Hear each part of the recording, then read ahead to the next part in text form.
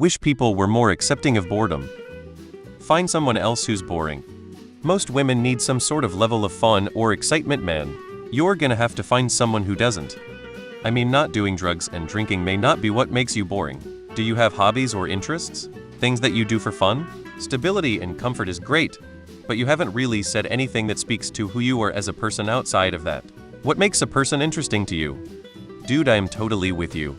I was talking to a girl about what advice she would give a guy struggling in dating, and she said, "Oh please God, just don't be boring." Sure, it's shallow, but to me it betrays an even larger issue, a zeitgeist that views the opposite gender as purely a form of entertainment. Newsflash ladies, I'm not your FE-seeking jester. I'm a man. I'm not a teacup pony or a toy labradoodle, and I'm not here to constantly amuse you like you were some sort of 3-year-old that I have to constantly jangle keys in front of to avert an emotional tantrum.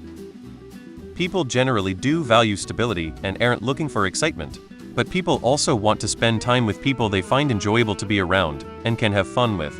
Most people corny want to be in a relationship with someone who's just there. What's the point in that? That doesn't necessarily mean you need to change, though.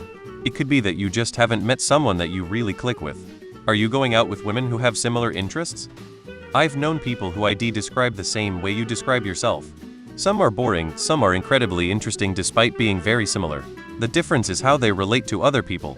You say you talk about your hobbies, but how? If someone spent a date talking about the last book they read, even if it was a good book, I'd get bored if there was no attempt to relate back to my relationship with the person. I read X, Y, Z, and it reminded me of a B, C about you and or something you mentioned, etc. A tendency towards stability and comfort may also be a tendency to be closed off and guarded. Are you taking these things that make you who you are and opening up a space for this other person? Or are you just giving them a window to see inside without inviting them in? It's hard to me to relate to this because I live a very unique lifestyle. I play quite a bit of golf and I go out just about every night. I don't smoke or do drugs just like you, but I do drink. That's when I seem to have the most fun. I'm not someone who will just stay home and watch TV. I feel that I need to be out and having fun. I like the bar scene, which is usually busy where I go.